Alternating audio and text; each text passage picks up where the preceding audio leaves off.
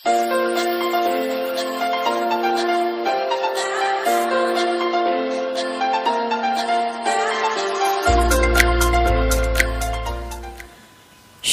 দর্শক, আসসালামু আলাইকুম। আশা করি যে যেখানে আছেন আলহামদুলিল্লাহ আল্লাহ পাকের অশেষ রহমতে ভালো আছেন, সুস্থ আছেন এবং নিরাপদে আছেন।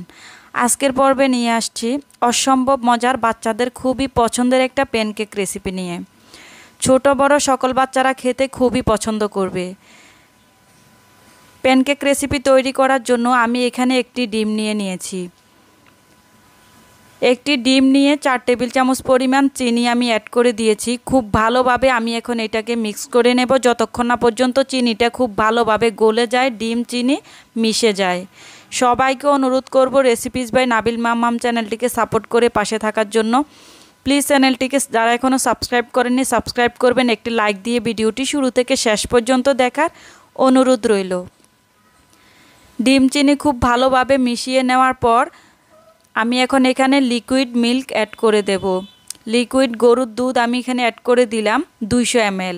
একটি ডিম নিয়েছি, 4 টেবিল চামচ চিনি নিয়েছি, 200 ml পরিমাণ লিকুইড গরুর দুধ আগে থেকে জাল করে ঠান্ডা করে নিয়েছি। খুব ভালোভাবে মিশিয়ে নিচ্ছি যতক্ষণ না পর্যন্ত খুব ভালোভাবে মিশে যায় 3টি উপকরণ। এখন আমি এখানে চালনিতে চেলে ময়দা নিয়েছি। আমি হাফ কাপ পরিমাণ ময়দা এখানে দিয়ে দিচ্ছি। কম বেশি করে বানিয়ে নিলে আপনারা ময়দা বা যা উপকরণ আমি নিয়ে নিচ্ছি সব কিছু কমিয়ে বাড়িয়ে নিতে পারবেন। বেকিং পাউডার দিয়েছি হাফ চা চামচ পরিমাণ। হাফ চা চামচের থেকেও একটু কম নিয়েছি, তবু আমি হাফ চা চামচই বললাম। হাফ টেবিল চামচ দেইনি, হাফ চা চামচ দিয়েছি।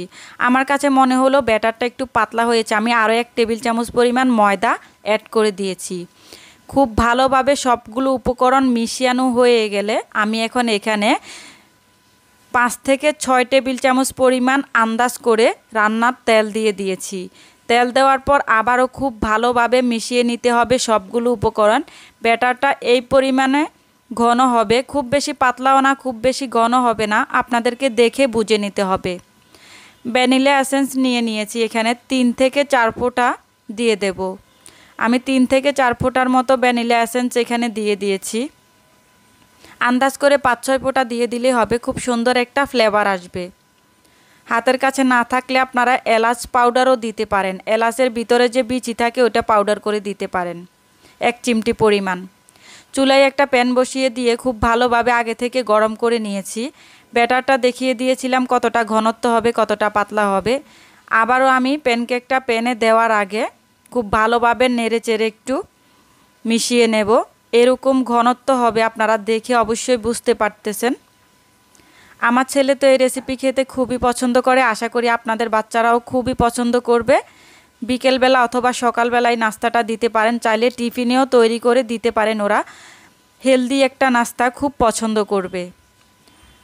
আমি সামান্য অয়েল ব্রাশ করে নিচ্ছি, খুব বেশি দেওয়ার দরকার নেই, সামান্য একটু নিয়ে টিস্যু দিয়েও মুছে নিতে পারেন। আমি এখন এখানে গোল আকৃতির একটা চামচ নিয়েছি, 1 চামচ করে ব্যাটার আমি এখানে দিয়ে দিচ্ছি। ব্যাটারটা দিয়ে আমি ঢাকনা দিয়ে ঢেকে 3 থেকে 4 সেকেন্ডের মতো অপেক্ষা করব। ধরে নিন 5 সেকেন্ডের মতো অপেক্ষা করার পর আমি এটাকে উল্টে দিয়েছি। এভাবে করে আমি এক এক করে সবগুলো প্যানকেক আমি তৈরি করে নেব। খুব সহজ সিম্পল একটা রেসিপি আপনাদের সঙ্গে শেয়ার করেছি। আশা করি রেসিপিটি আপনাদের ভালো লাগবে। রেসিপি ভালো লাগলে লাইক কমেন্ট অ্যান্ড শেয়ার করতে ভুলবেন না। অবশ্যই রেসিপিস বাই নাবিল মাম্মাম চ্যানেলটিকে সাবস্ক্রাইব করে পাশে থাকবেন, পাশে থাকা বেল আইকনে প্রেস করে রাখবেন।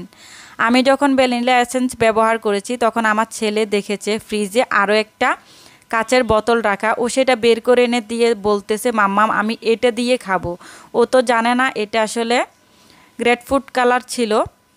আমি সেখান থেকে 2-3 ফোঁটা দিয়ে সামান্য একটুতে মিক্স করে এখানে ওকে আরও একটা কালারিং প্যানকেক আমি তৈরি করে দিয়েছি। এটা একদমই অপশনাল, আপনাদের ভালো না লাগলে আপনারা এটা স্কিপ করতে পারেন। ছেলের পছন্দের উপর নির্ভর করে আমি আসলে দিয়েছি, যেহেতু এটা ফ্রুট কালার খাওয়ার মতো আমরা সবাই খেয়ে থাকি কম বেশি, তাই আমি ওকে এখানে একটু দিয়ে ওর পছন্দের একটা প্যানকেক কালারিং করে তৈরি করে দিয়েছি। বাচ্চারা কিন্তু কালারিং খাবার খেতে খুব পছন্দ করে।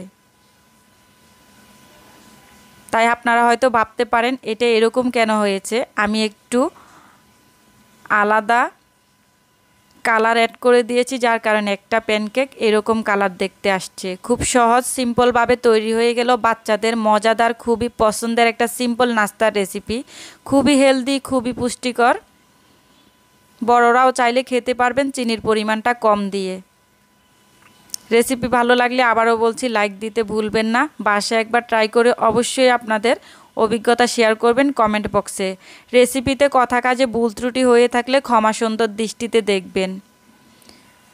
ভালো থাকবেন, সুস্থ থাকবেন। আল্লাহ হাফেজ। যে যেখানে থাকবেন আল্লাহ পাক আশা করি সবাইকে নিরাপদে রাখবেন। আবারও বলছি রেসিপিস বাই নাবিল মাম্মাম চ্যানেলটিকে সাবস্ক্রাইব করে সামনে এগিয়ে যাওয়ার জন্য উৎসাহ দেবেন। আল্লাহ হাফেজ।